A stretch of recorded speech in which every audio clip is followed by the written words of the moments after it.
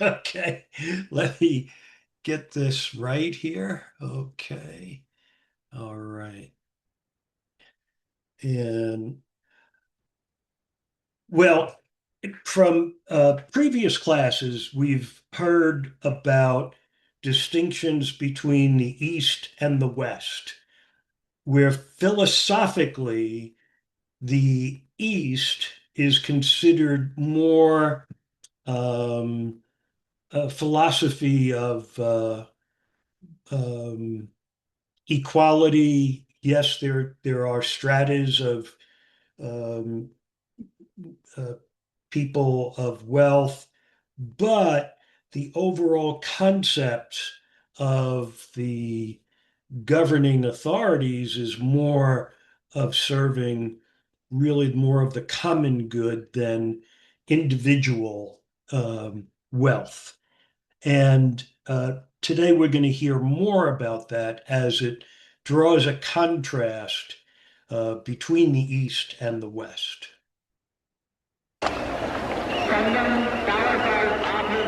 India was one of the earliest of the great civilizations, and it defined the goals of civilized life very differently from the West.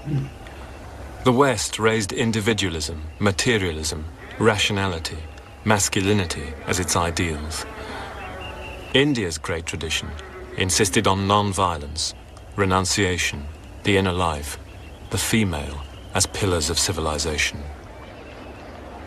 And through all the triumphs and disasters of her history, she hung on to that ideal, an eternal quest to identify humanity with the whole of creation, a unity in diversity.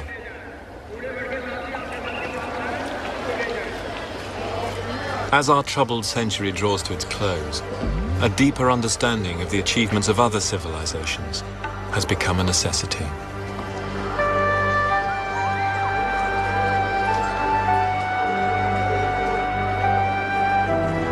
As Mark Twain said here a century ago, the Indians may seem poor to we rich Westerners, but in matters of the spirit, it's we who are the paupers, and they who are the millionaires. History is full of empires of the sword, but India alone created an empire of the spirit.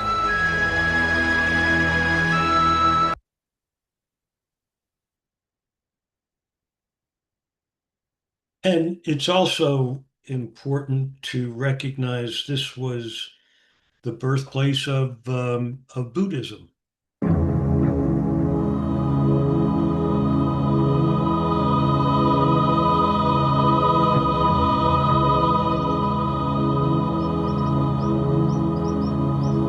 Four miles away from the gaudy tumult of Benares, in about 500 BC, a young Indian prince preached a sermon which would change the world.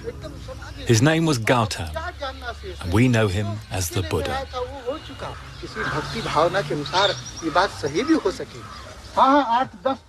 I have reached the conviction, he said, that human suffering must be comprehended. The Buddha's answer to the perennial question was simple and typically Indian. It is attachment to the senses and to material desires, he said, which is the root of all human unhappiness. Get rid of those desires and you'll find the path to salvation. The period of the Buddha's lifetime. The new Factor menu is like having my favorite restaurant on speed dial. Factor just solved my boring dinner problem. With over 100 weeks from the 6th to the 5th century BC has been called the Axis Age because so many of the great thinkers in world history were alive at the same time. The Buddha and Mahavira in India, Pythagoras and the early Greek philosophers, the greatest of the Old Testament prophets like Isaiah, Confucius, Lao Tzu and the Taoists in China, and even some have thought Zoroaster in Persia. It's extraordinary to think that many of those people could actually have met each other. It suggests that the ancient world, which had emerged from the first civilizations of Iraq and Egypt, China and India, was undergoing a crisis of spirit, but also a crisis of opportunity. Fundamental questions were being asked about the nature of God, about the meaningfulness of life on earth, and about the basis of the authority for kings and states. And at the heart of that, the question which still plagues governments even today in the United States and the Soviet Union? How do you persuade your citizens to act as moral beings? How do you persuade them to be good? The different ways in which those civilizations attempted to come to terms with these questions still shape them and us today. The Near East took the path of monotheism, which would become central to the ideology of the West as well as Islam. China, the Confucian conception of the individual, the family, and the state in a perfectible moral order on earth. Whereas in India, the great tradition asserted that this earthly material life is simply illusion, and that true enlightenment can only come by forsaking it, the absolute opposite of the Western ideology.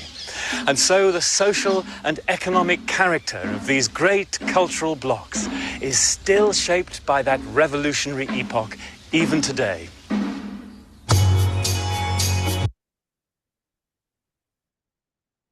And those are questions that today we continue to wrestle with. The first empire in India is brought to them with Islam in the 15th century. The Mughal Empire forms in northern Italy, northern India.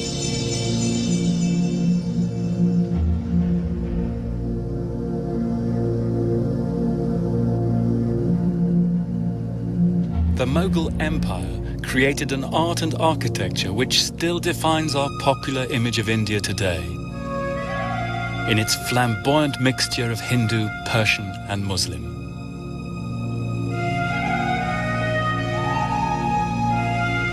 This is Fatehpur Sikri, founded in 1569 near Agra by Akbar the Great.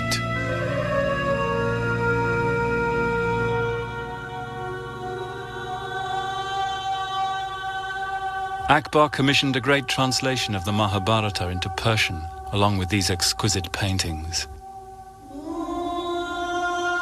He came to understand that the only way to rule India, indeed any civilization, is with tolerance and pluralism, and increasingly he was drawn to the deepest currents in Indian thought.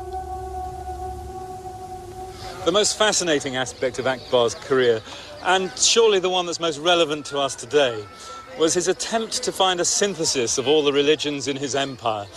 It could only ever have happened, one imagines, in a heady religious climate of India. And it's all the more remarkable because Akbar was brought up a devout Muslim and he was illiterate. His tutors unanimously condemned him as a bad pupil. But impressed by the terrible evils which are unleashed by religious intolerance, and perhaps motivated by political considerations, Akbar summoned holy men from the Hindus and the Jains, the Christians and the Jews, the Zoroastrians, even Mandeans from Persia, along with Sunni and Shia Muslims. And out of their discussions, he attempted to formulate a simple belief in God, a doctrine of right conduct which strangely echoes Ashoka, even though Akbar knew nothing of him and nor, it seems, of Buddhism. Akbar was even prepared to acknowledge the rightness of the case for vegetarianism, although as a good meat-eating Mughal, that was one aspect that he couldn't fulfill in his personal life. One of his friends at court said that Akbar had the one quality which makes a ruler truly great, namely the capacity to meet people of whatever rank or whatever religion with the same eye of favour. His tolerance would be remarkable even today, I think. But in the 16th century, Western Europe, for example, was torn apart by religious wars, with unspeakable cruelties being done to people in the name of God. Akbar's noble ideals were, of course, doomed to failure. But his insight into the Indian predicament was not lost on Pandit Nehru in the 1940s, nor on Mahatma Gandhi, who insisted that all religions are true. Here in Fatehpur Sikri, at the Gate of Victory, this great son of a great Muslim dynasty left us this epitaph. Jesus, peace be on him, said this: "The world is a bridge. Cross it, but build no house upon it. The world endures for but an hour. Spend it in devotion. The rest is unseen."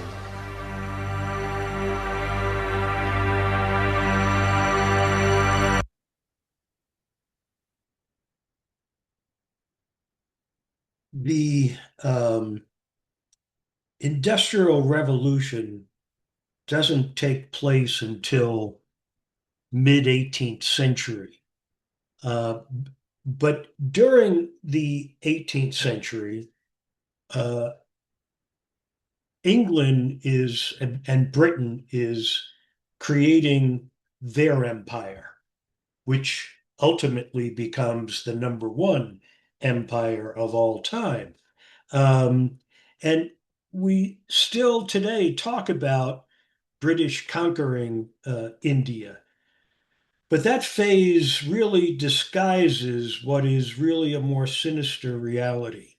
It was not the British government that seized India at the end of the 18th century, but it was a dangerously unregulated private company headquartered in one small office, 5 windows wide in London, and managed in India by an unspeakable sociopath, Sir Robert Clive.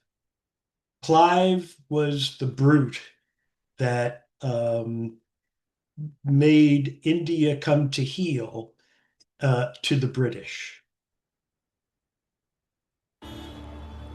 A new Governor-General was appointed to impose British control over India, Richard Wellesley. There was no danger of Wellesley going native. He despised the way the British and the Indians mixed. He actually thought of the Indian people as depraved. And he didn't want to be just the leader of a great trading company. He actually wanted to be a ruler. And in keeping with these imperial ambitions, he built himself a new residence, Government House.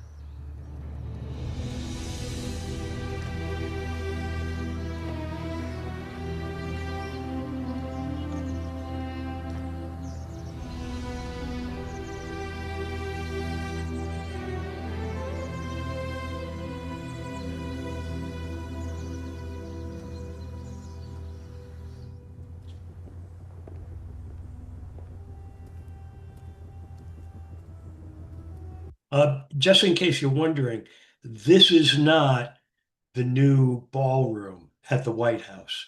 It's going to look like this, but this is not it right now.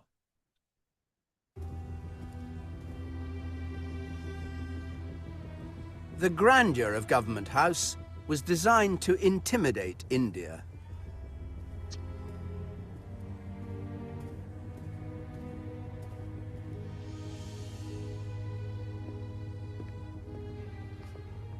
At the end of this ceremonial route came the throne room, and here the Governor-General sat in state, like a king. Wellesley was the first Governor-General to have a throne made for himself of solid silver, supported by lions for Britain on each end. And what an impression it must have made when visitors come here. They must have felt as they approached the throne the might of British power.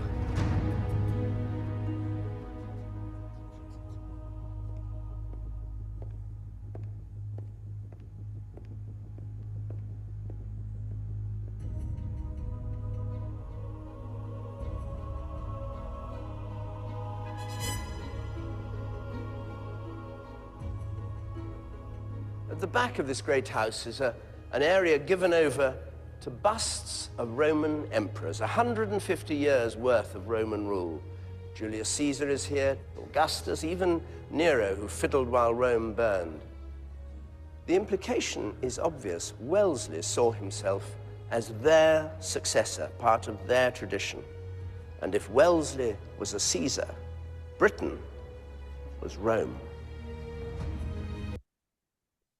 I think it's important to recognize the connection to contemporary events. It is, if you follow the long span of history and you see people who are, building these tributes to themselves and all of that, it's not new, and it creates a pattern, and you can kind of see the pattern play out. And really, we simply keep duplicating it.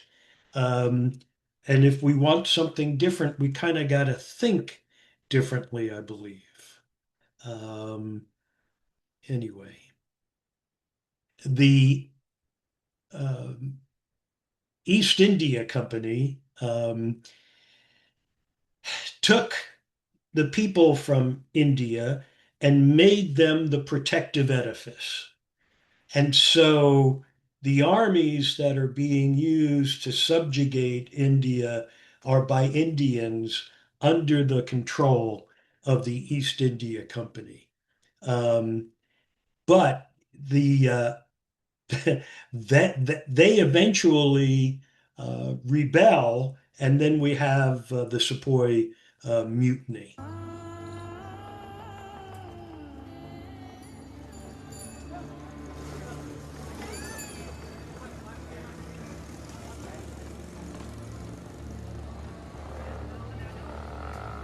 The ancient traditions of India were to prove unyielding, despite British efforts to impose their own attitudes. It was a clash of cultures that couldn't be resolved.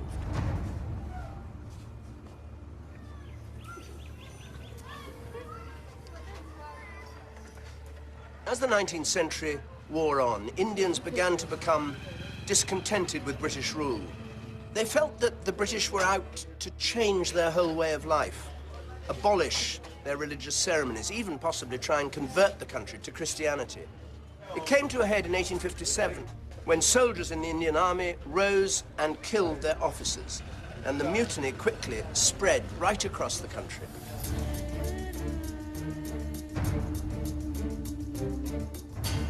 The rebellion led to brutal atrocities on both sides.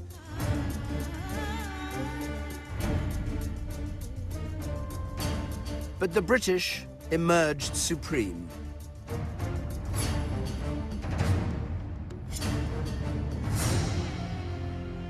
British artists were quick to show the revolt and its defeat as a triumph of imperial values over barbarism.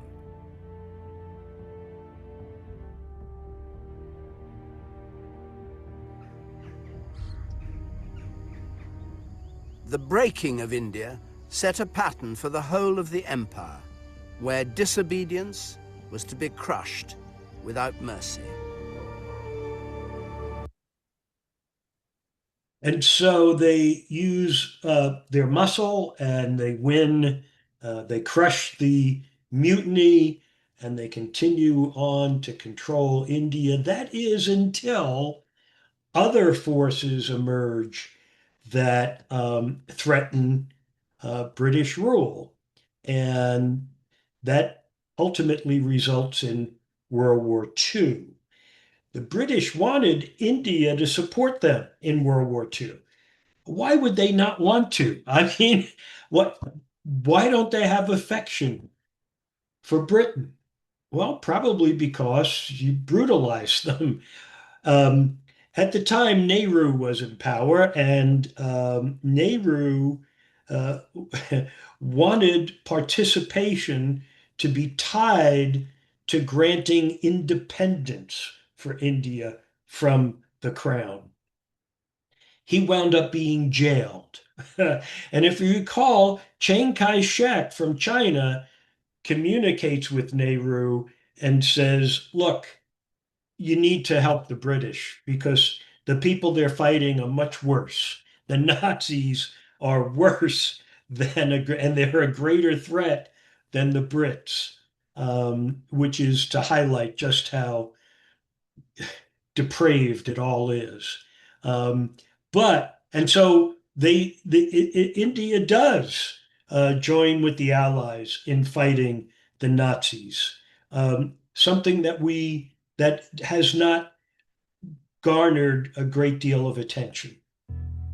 The history of both world wars is often viewed through a Western perspective.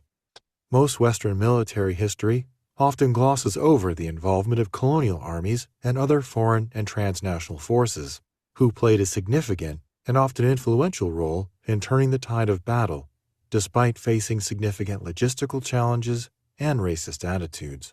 For example, Indian colonial armies during World War I were often marked by acute ethnic division, food shortages, significant taxation, and intensive recruitment efforts that often involved the use of force. After World War I, India was a separate signatory to the Treaty of Versailles, as well as a founding member of the League of Nations, the only non-independent territory to be so. The Indian Army of World War II was significantly different from the force that fought in the First World War in several ways, as the British had included more Indians in the officer corps as a response to nationalist demands. This process was bitterly opposed by many British Indian Army officers and led to racial tensions among them. Most Indian officers faced discrimination at the hands of their fellow British officers and were often viewed as outcasts among the larger officer class. They were often also paid less and had to endure harsher conditions than their British counterparts.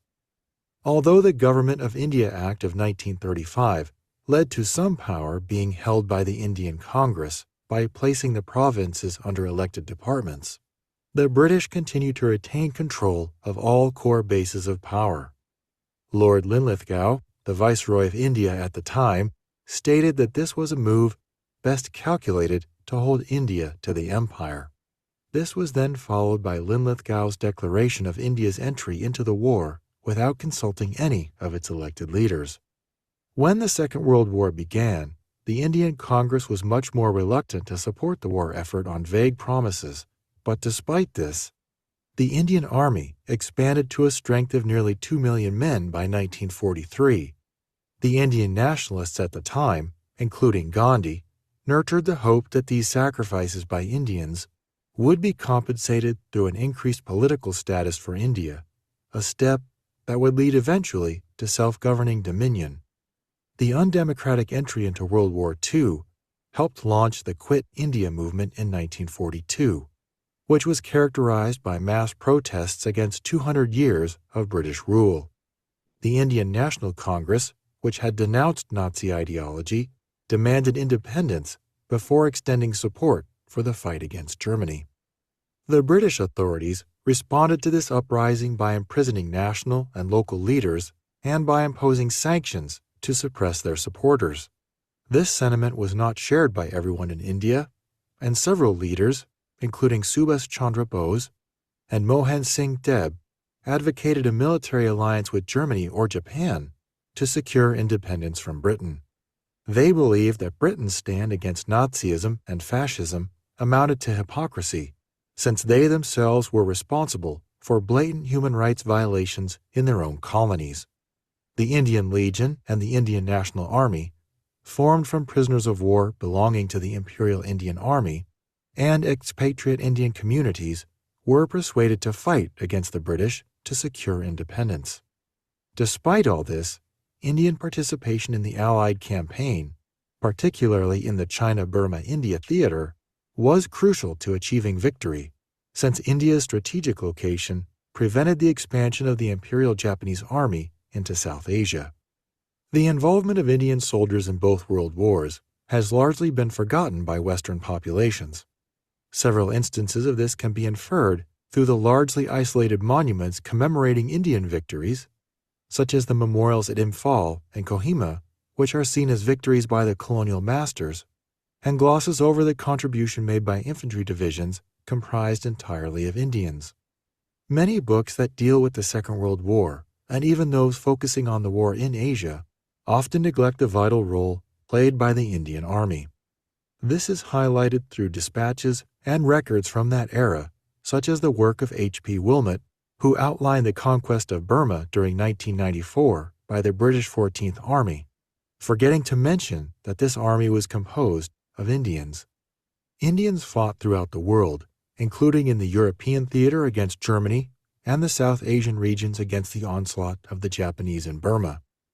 Furthermore, in the Middle East and African theaters, pre-independence India provided the largest volunteer force of any nation during World War II. Indian forces also played a role in liberating Italy from Nazi control, and Indian divisions led the advance in the decisive Battle of Monte Cassino. Indian participation in World War II was crucial to the victory of the Allied forces. However, this era of Indian history has, for the most part, been remembered more for its drive towards independence than its contribution to the Allied military victory. While some of this can be attributed to the wider neglect by historians to fail to analyze India in the context of World War II, it also stems from the fact that the newly independent states of Pakistan and India were preoccupied with creating distinct national narratives at the expense of the former. The war provided an opportunity for groups at the margins of Indian society to find new avenues of social and economic mobility, and also led to the emergence of India as a major Asian power. Contributing to the Allied victory did not result in an official World War II Remembrance Day for India, which to this day is considered by Indians as a reminder of its colonial period. However, understanding India's involvement in both world wars provides an opportunity to ask critical questions about its past and generate awareness of India's participation in world events that have been intrinsic to its growth and development as an independent nation.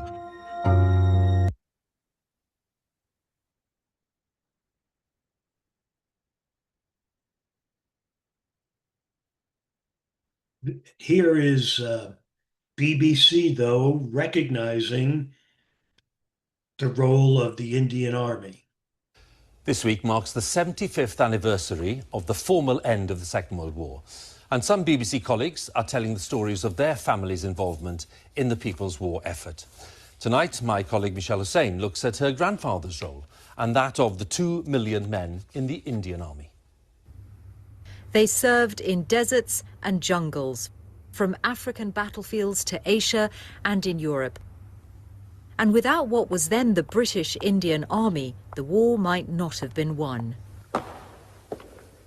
It's all commemorated here at the Royal Military Academy, Sandhurst, which has trained officers for generations, and where this entire room honours the contribution of South Asian troops through successive conflicts in different parts of the world. My grandfather, Sayyid Shahid Hamid, was at university in northern India when he found out he'd won a place at Sandhurst. It was 1932, and he was one of the few Indian cadets.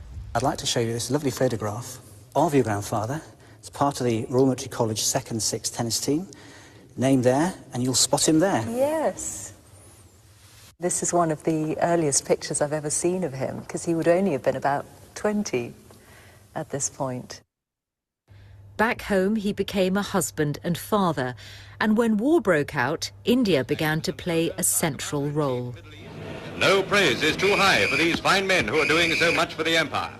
When Britain went into the war, it was an imperial endeavour, and the imagination was that everybody around the empire would come to help and to serve and save the motherland. From December 1941, the conflict came closer to India as Japanese offensives threatened British strongholds in Asia. Shahid was ordered to Burma. His ship arrived in Rangoon in the middle of an airstrike. It was the first of many searing experiences which have been pieced together by my Uncle Ali. When the Japanese surrounded Rangoon, they blocked the road. And he writes that there was a column of over 40 miles long. Where's the water coming from? Where's the food coming from? What's happening to the injured? The plight of the civilians is terrible. He says that a stage came where they were offering a fistful of rubies for a fistful of rice. Burma was about to fall, and he was living through a perilous time. It was terrible when the wooden houses caught fire and the ammunition dumps started exploding. I was blown into a trench and thought that I'd been hit and could not open my eyes. The picture that emerges from these pages is of the intensity of this period in Burma, and I didn't realize until now what my grandfather faced from the very moment that he arrived. And for him, it comes to a very sudden end when an injury to his eyes means that he is evacuated back to India in April 1942.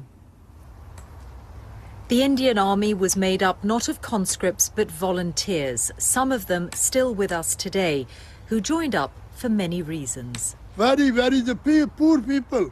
For Inayat Ali, it was a livelihood. when the British asked us to help, we thought there is no work available. So instead of going hungry, we would do this. And there was the hope that if the British won the war, they would give India its independence. By 1945, more than 2 million Indians had served, part of a bigger contribution. There are vast numbers of men recruited, but it also produces raw materials, uniforms, timber, goods, cotton. There's a lot of drive to build up factories, munitions factories in India itself. After the war, my grandfather continued his military career and had a long life. Others were not so fortunate. It was a war that drew in many countries, changing millions of lives and taking some far from home, never to return. This week marks the 75th anniversary of the formal end of the Second World War. And some BBC colleagues... And so let's take a look at where it lies today.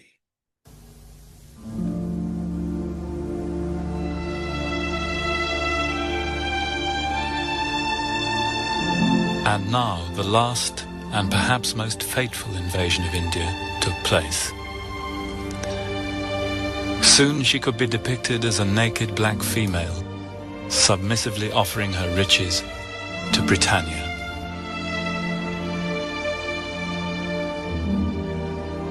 India entered the cataclysmic epoch which has left few native cultures of the world intact. The era of colonialism.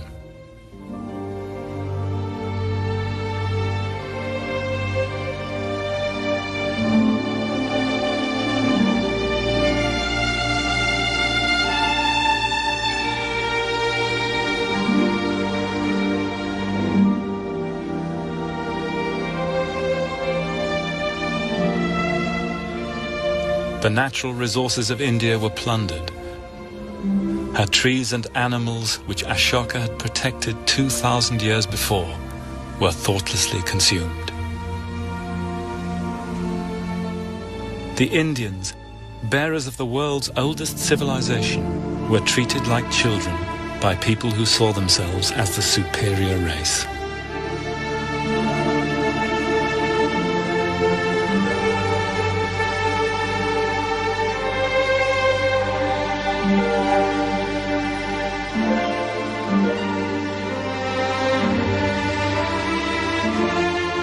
In fantastical costumes and invented ceremonies, the rulers of a small island 5,000 miles away glorified themselves.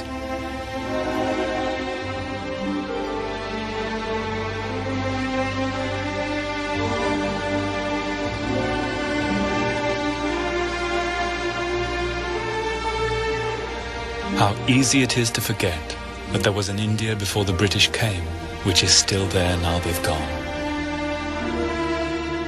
And for all the achievements of the British, their most fateful legacy was to open up India irrevocably to a wider world.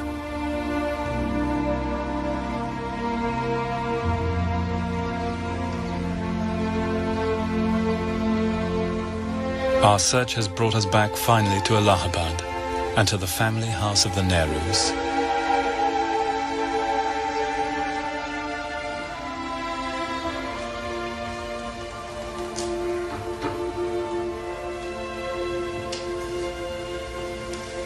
In this room, Indian Democrats met to discuss what India's future path should be. Their hopes and fears have been echoed time and again in our modern world. How far should the Western model be followed? Capitalism, democracy, Western science. How far can indigenous traditions work as the basis of a modern state? Nehru, the first Prime Minister, thought European models were the way forward and came to believe in a complete break with the ancient past. I'm sorry, this YouTube video is really pretty bad, so give me just a second and hopefully I can bring this up with no problem.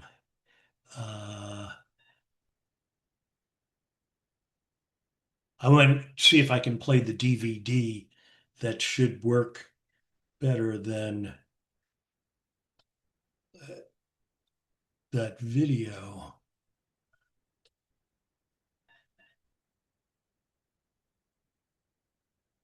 And I need episode 2.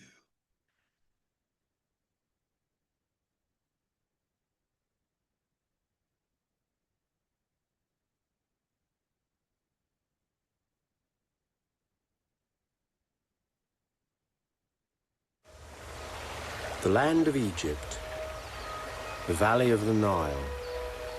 I'm sorry, we have to run through this stuff Green to get up living to it. fields and It's a just that bone-dry desert beyond. It's so blurred you can't see it.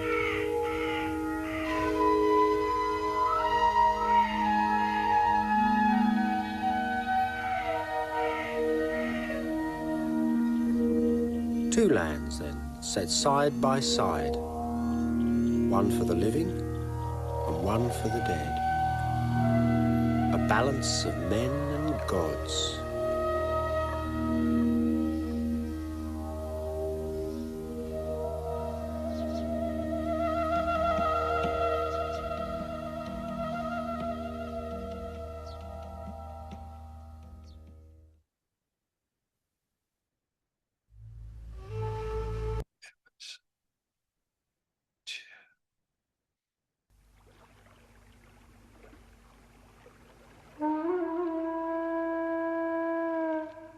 Violence. In this room, Indian Democrats met to discuss what India's future path should be. Their hopes and fears have been echoed time and again in our modern world. How far should the Western model be followed? Capitalism, democracy, Western science. How far can indigenous traditions work as the basis of a modern state? Nehru, the first Prime Minister, thought European models were the way forward and came to believe in a complete break with the ancient past.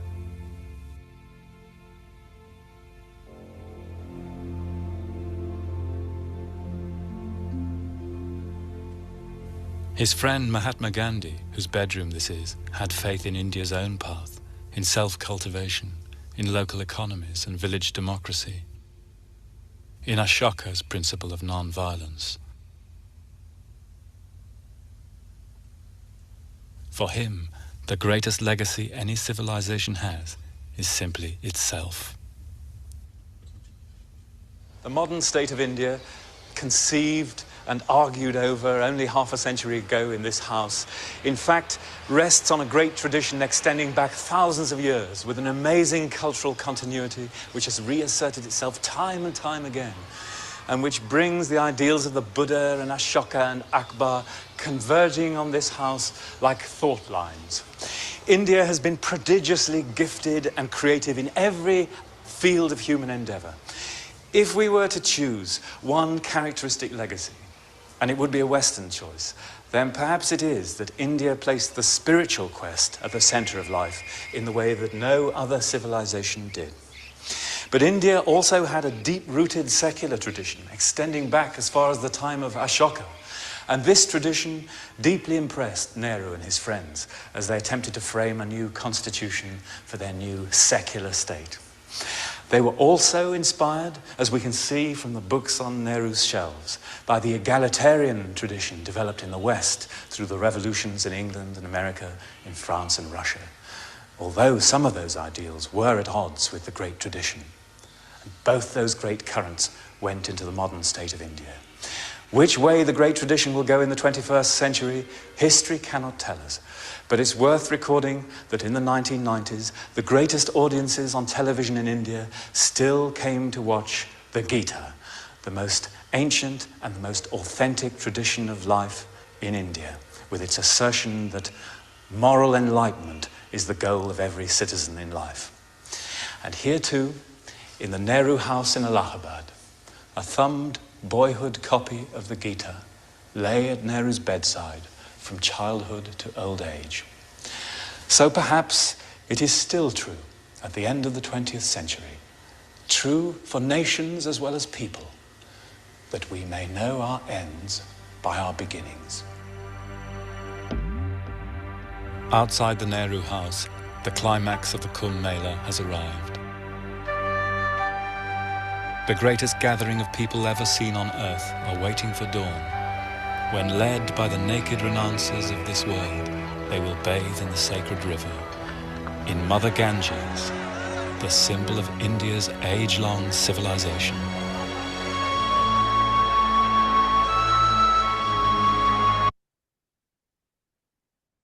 Okay. Okay, Dave, we can Please have it. use the raise the hand function to ask a short, succinct question to Sal.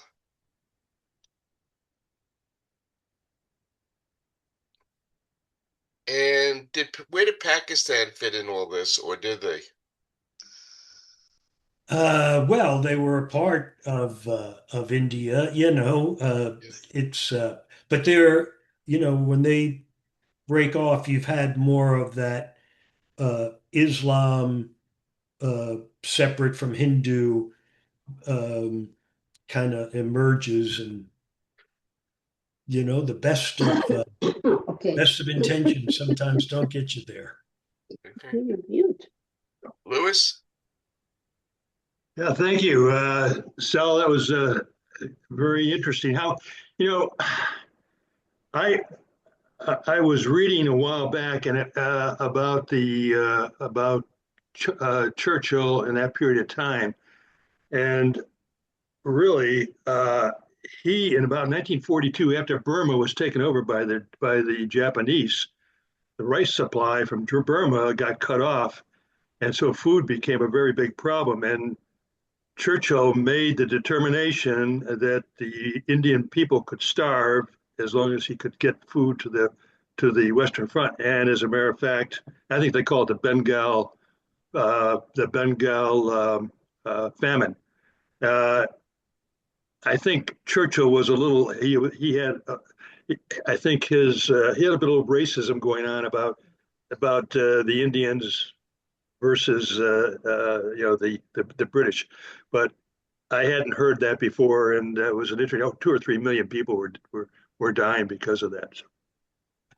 Well, there's many people who cheer for Winston Churchill, and in my view, from my readings, if you take Hitler and you turn him over, you get Winston Churchill. But there's a really good book, Franklin and Stalin, of FDR and Stalin and the relationship between. I'm sure that I have the name somewhere. And FDR knows that all of that bloodshed, World War I, World War II, was about greed. He knows it. He is terribly disappointed when they were unable to create the League of Nations. So he starts working early on to form what will be the basis of the United Nations. And one of the things, it's interesting. One of the things that he observed about Wilson was that Wilson didn't gather any support in the Senate, in the legislature, to be able to support the League of Nations. So when it came time to join the League of Nations, there was no political support. And so it fails. Well, FDR is not going to make the same mistake. And who's he make his Secretary of State? Cordell Hull, because he, former senator, lots of connections, and Hull delivers in the end the vote in support of the United Nations. But what's going on is that FDR doesn't, I mean, he's cold shoulder to Churchill. Churchill doesn't like it. It's obvious that he and Uncle Joe are tight. And so Churchill he wants to recreate the British Empire. And FDR was all the empires have got to go. Look at all the bloodshed this is what your empires have created. And I mean, I still, my theme, again, not my theme, I steal the theme from all the people I read about. It is, you want to know what the problems are today? Greed, greed, and and domination. The idea of an empire is not only do I want to take your stuff, but I want to dominate you in the end. This is this is the worst of human behavior.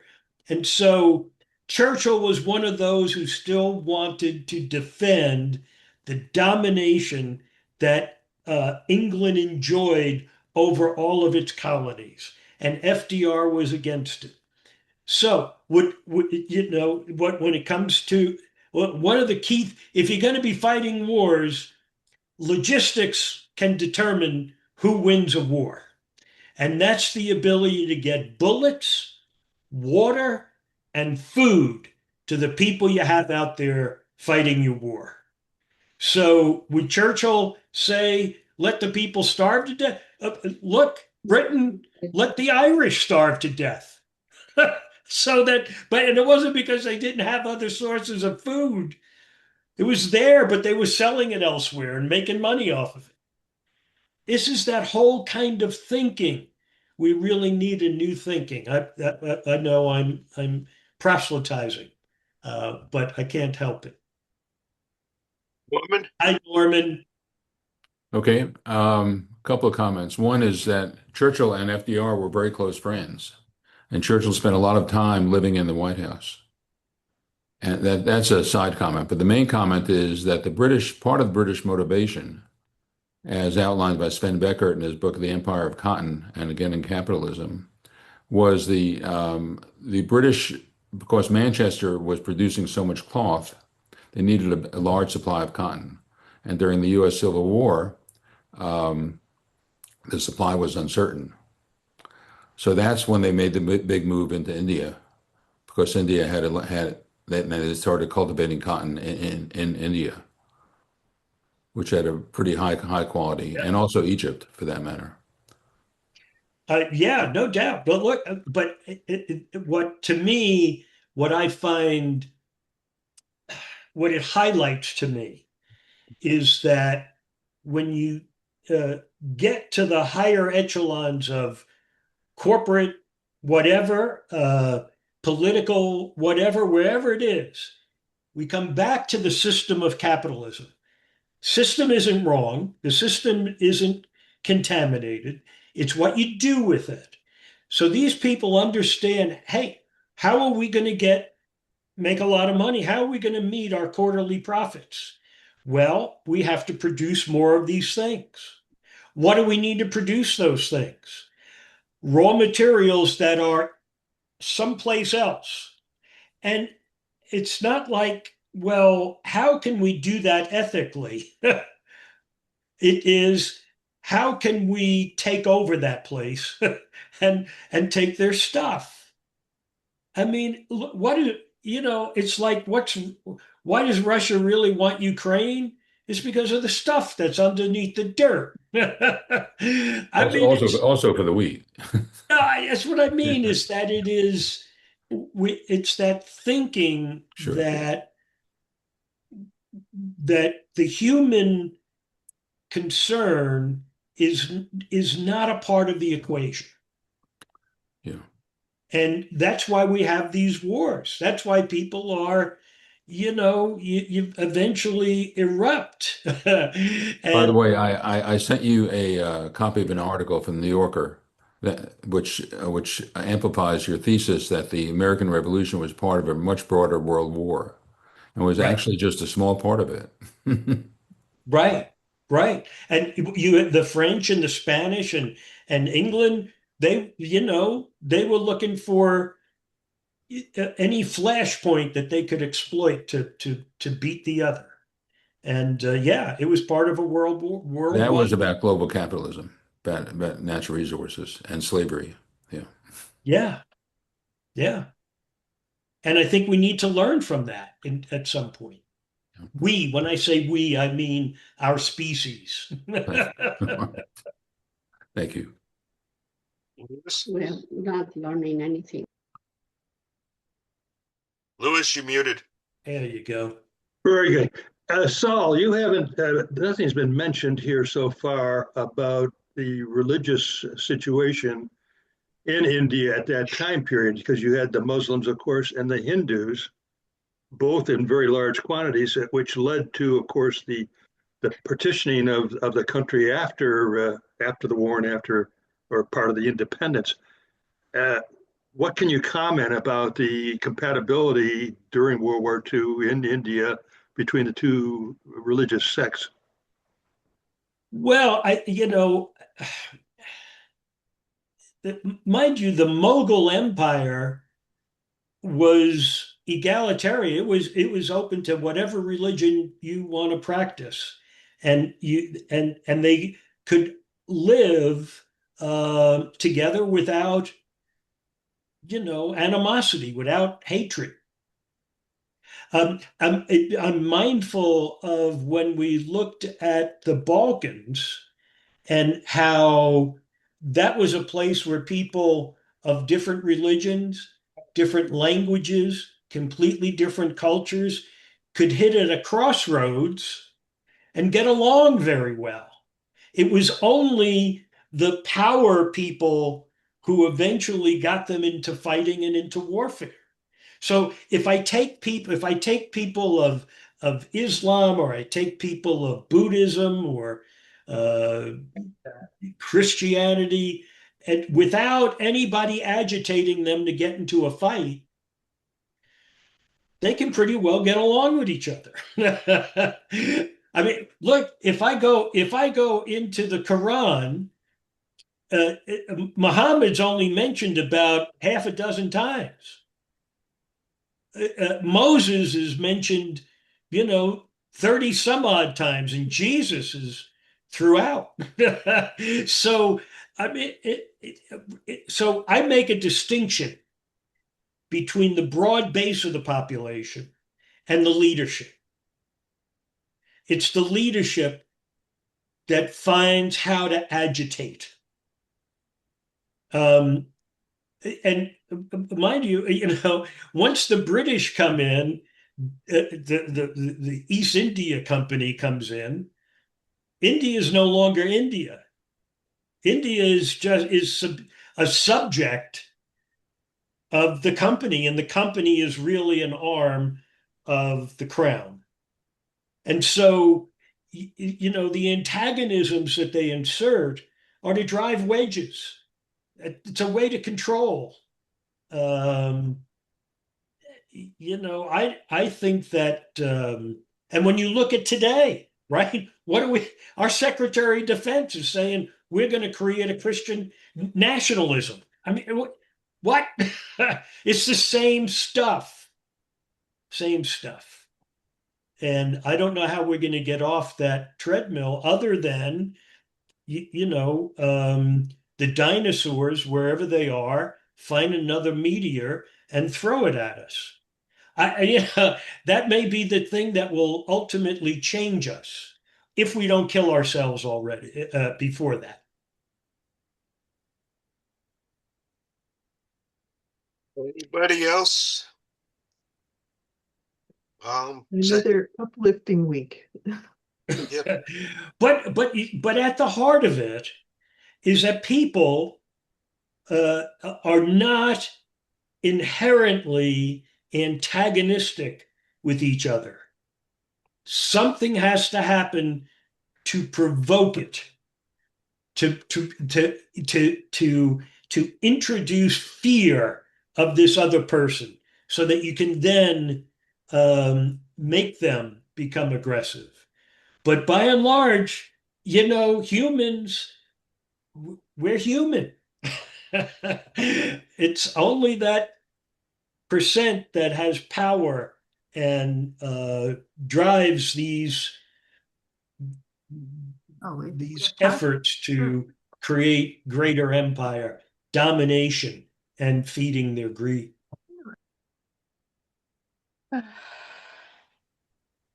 Another optimistic program from Sam. Yeah. And I base that upon all those books that I've read and the documentaries I watch. This is a pattern that is played out many, many times. I mean, we could jump into the middle of Iran. Yeah, I mean, this is crazy. I mean, it's to show your muscle, to flex it, and who else are you trying to scare? Why did we tear down half the White House so we could build, another stadium? In this particular case of India, if we keep going forward in time, they did separate themselves, to an extent, I guess, from the English. But now they have a new leader of their own that is doing some of the same things to them. And so I'm kind of wondering, how does the populace ever break that cycle? We seem to keep, I mean, we've done it in this country, inviting people to lead us that don't actually have our best interest in mind and are really after their own ends. Well, you have to look at Modi's base of support, and who's propped him up, and those are financial interests in India, and and part of what he's done is to gain popularity was to drive the wedges between Muslims and Hindus, and he's been effective at it. So again, it's just another pattern. It's similar to the wedges we've seen here, I'm guessing you would say. You think someone's pushing wedges here? I'm just going to say we're just going to throw out all the Muslims. We're going to throw out anybody that's from Central or South America. I imagine we'll throw out all the Africans if we could do that too. Yeah, there could be some overlap there. I want to certify that Lauren is much more negative than me. And if you walk away from this class today feeling depressed, I want you to turn your attention to Lauren. The acolyte has arrived. No, but again, when we look at these, here's what I wanted to do with these classes is to compel people to widen their lens on looking at history. And I didn't talk about any of the battles, maybe the Sepoy Mutiny, but World War II classes are about what? D-Day, Battle of the Bulge, we won this, boola boola rah rah. Let's look at the bigger, what's going on here? They're fighting because they want more resources to feed their machine. The machine isn't the problem, it's the people who are organizing the feeding of the machine. And here's the thing. From my reading of history, and if anyone comes up with an example, please share it with me to counter what I'm saying. There has never been a moral issue, a moral consideration that has trumped a financial consideration. If I can tell you all the horrible things that can happen with AI, and we all agree, and I'm not saying AI is going to be hard, but let's just say hypothetically, I can present to you what a disaster AI will be, and it'll be catastrophic for all of us. AI is going to make some people a lot of money. What's propping up the stock market? The gambles for AI. Yeah, the Magnificent Seven is all. If I said it will be immoral for all the people who will die because of AI, would that win the argument?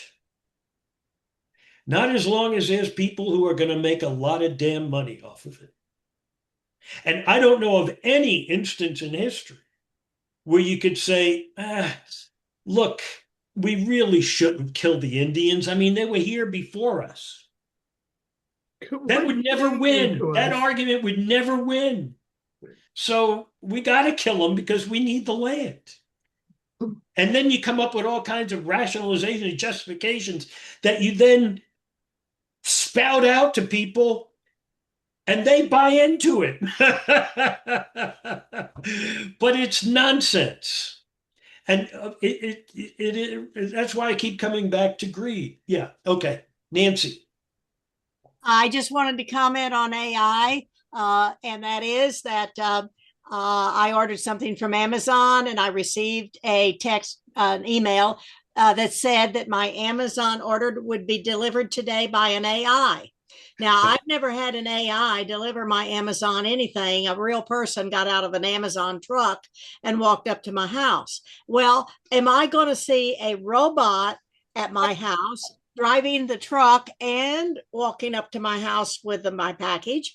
Or does that mean I have to go somewhere because the robot is really in some location? Because I don't go anywhere. I have it delivered to my house. So I'm confused already. And this is supposed to be today. So I'm in a quandary here. Well, take a walk around the Georgia Tech campus and beware of the robots that are all over the place. Yeah. They're delivering things everywhere. That's what it is.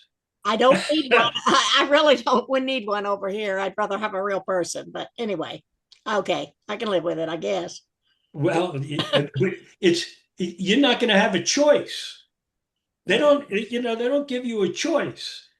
And what they're competing, why are they putting all that money into the market? Well, they want to make sure that they've got an investment in the company that becomes the Amazon. There may be 15 others that go under or that they buy up, but they want to be with the Amazon. And once they've put all that money into it, you think they care whether you like it or not? Well, probably not, because money talks louder than any of us do. You have no vote. But I also want to comment that, yes, we do need the land, no matter who we are, India or Great Britain or America or Russia or whatever, because the world is overpopulated. So where are we going to put the people? Out on an island somewhere? Are they going to live on Mars? That's why we're going to Mars and everywhere is we're trying to find a place for these people to live. So yeah, we need the land. Where else are we going to put people?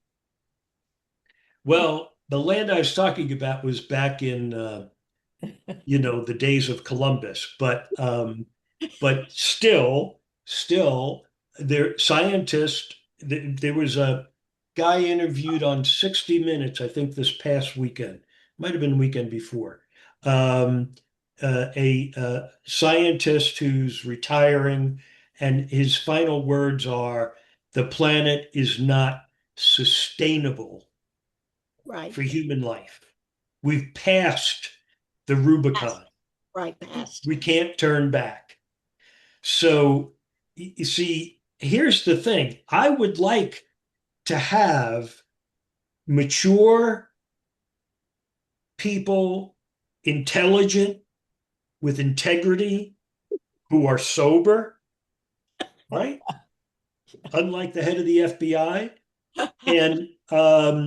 I would like for them to look at that and come up with some mechanism, some boundaries, some rules, some things that might make life sustainable. But if it's not sustainable and people are starving, what happens when people are so distraught that they have to fight? They attack just like they attacked at the beginning of hunter-gatherer when they ran out of food. They attacked their neighbor to get food. Well, now the tools they have to attack aren't just, a pitchfork. They've got nuclear weapons. And so, my analysis is that we're in deep trouble. You can say that again. We're in deep trouble. Yeah, there you go. Wait. Susan. I couldn't find raise the hand thing. That's okay. I just wanted to say to Nancy, maybe she should expect a drone drop in today. We could be a drone. Oh, yeah. a drone. I forgot about them. Yeah, that might be I can't imagine an AI driving a truck over here. So the drone. Yeah. Well, that's it. How am I going to get it off the roof? No gas problems there either. No, but if I have to climb up on the roof, there's a problem. I'm not gonna no, don't put it on your front lawn. A drone is just a flying robot. Yeah. Okay, that's my AI for today, I'll bet. The drone. Okay. I thought you were going to comment on my proselytizing, Nancy. No, no, because I was agreeing with you about that we need some place to put all these people, and that's why we keep going to Mars and all those places in outer space. We need this places for the people. Too many people here, and it's growing every minute. Right. Very true. Well, I don't know that that's why we're going to Mars, but oh, I think it is. Yeah. Well, it is. Oh, it is. And AI is a tool, not a thing. So it's code. It's not it might be what runs a truck or runs a drone, but it isn't a thing. So and you won't see an AI being. You could see a robot that was run by AI, but that's the best we could do there. Not to nitpick, but that's, I'm good at nitpicking. Drone, yeah. Whoever that mentioning of the drone, Susan, that was I hadn't even thought about a drone. I was expecting a robot to get out of the truck and walk up to my door. Oh, drone. Well, drone is more like it. Yeah. How is FAA managing drones? Yeah, right. Today. It's like, hell, they can't manage 757s. They can't manage 757s. Well, I mean, right now, a drone attack on aircraft is very plausible. Well, and especially since the FAA doesn't control that part of the airspace, they have a certain ceiling that they start at. And so below that is really unregulated space. And so that they aren't, the answer to your question is they're not doing that because it's not in their purview. And they just really don't have enough people to do that anyway. You don't have to worry about it though, because Siri is gonna handle all of that. Siri. Okay, everybody. Well, thank you for coming. What's next week? Next week, we're going to look at the Nuremberg trials. Oh, yeah, good. I want to hear that.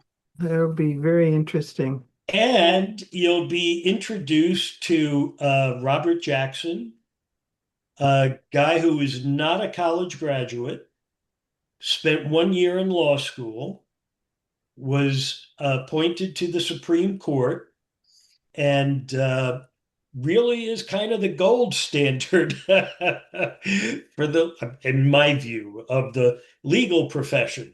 And and his impact on the Nuremberg trials and subsequent international law has been formidable. Yeah. I just Oh. want to add about Nuremberg at the end of, and Eileen can back me up on this, at the end of one of our river cruises, we ended up in Nuremberg and did, a little tour of the town. And of course, they had, so they make all the kids go through this area to learn about the war and Hitler and stuff. And so they have speeches that he gave.